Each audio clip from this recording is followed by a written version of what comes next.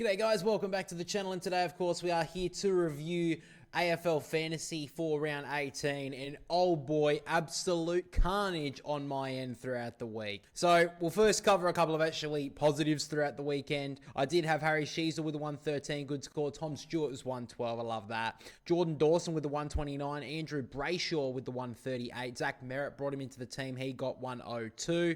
And that's pretty much it, I'm going to be honest. That we had some really bad scores over the week. Now a few of them were due to injury, but there were a couple that were just bad overall. Now, Connor Rosie scored 58, and I had him as captain. I thought he was going to absolutely star. Unfortunately, dislocated his finger against the Eagles. We'll be interested to see if he plays next week. Jake Bowie only got 60, really disappointing. I mean, it's hard to get angry at Bailey Smith for 98, but still not the greatest. That's one of his lowest scores of the year.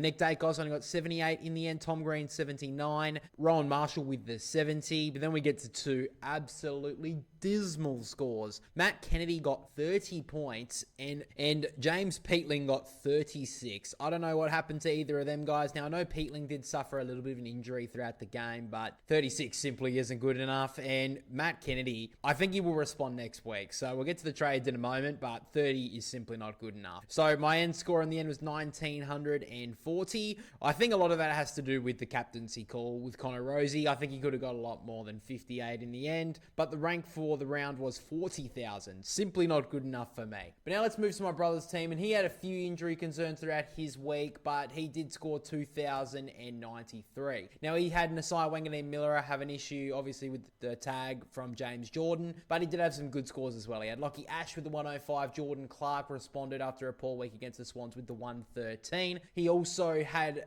Zach Butters as his captain, which is 125 to 250. He had Harry Sheezel in his midfield. Tom Liberatore with the 103 is pretty decent. Rory Laird with the 102. Brian Myers with the 87 is pretty decent considering they didn't have a very good week. But he did have some bad scores as well. Obviously, Naz that I just mentioned. He had Connor Rosie with a 58 at least. He didn't have him as captain.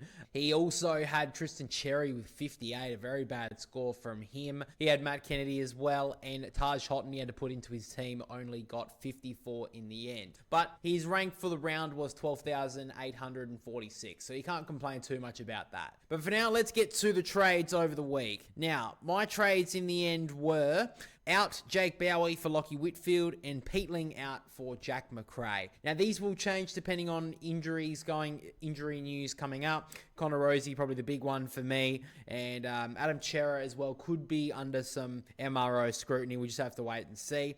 But the reason why I got Lockie Whitfield is the fact that he scored 120 last week after his being out the week before, or 2 weeks ago it was, with his injury. So he's back. Looks like he's probably going to be the lowest score he's going to be for the rest of the season. So I thought I'd jump on that train straight away.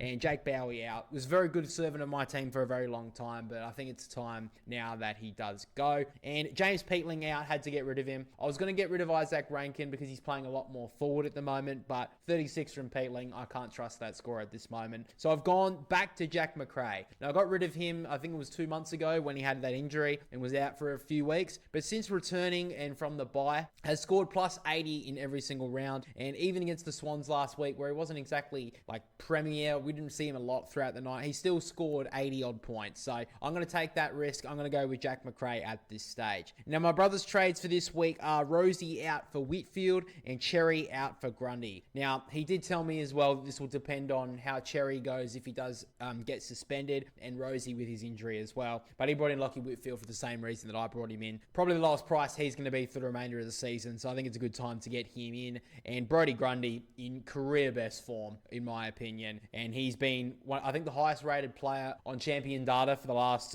6 or 7 weeks, so great time to bring him in. Very high price for him, but I think it's well worth it in the end. But with that being said, guys, let's finally take a look at the ladder for our AFL Fantasy League, and the Cheetah Cub still held the top spot. Pretty decent week from him, 2,166. Leads by 158 points on the Welshman, who is the new second place. He scored pretty decent over the week, just beat the Cheetah Cubs on the weekly score, but overall pretty decent from him. Len Never Pretends is in third, holds his spot. Delusional Traditional Fools drops down to 4th spot after a poor week, 2008. Probably had a few injuries and players scoring poorly. My favourite name in the top 10 is Goonaville with 2,150 over the week, sitting in 7th spot, so not too bad. But moving down to where me and my brother are positioned, my brother jumped up to 41st over the week after his score and jumped in front of me by, I think that is 123 points after a couple of poor performances from me. So I was in front of him for one round, and unfortunately I've dropped straight back behind him. So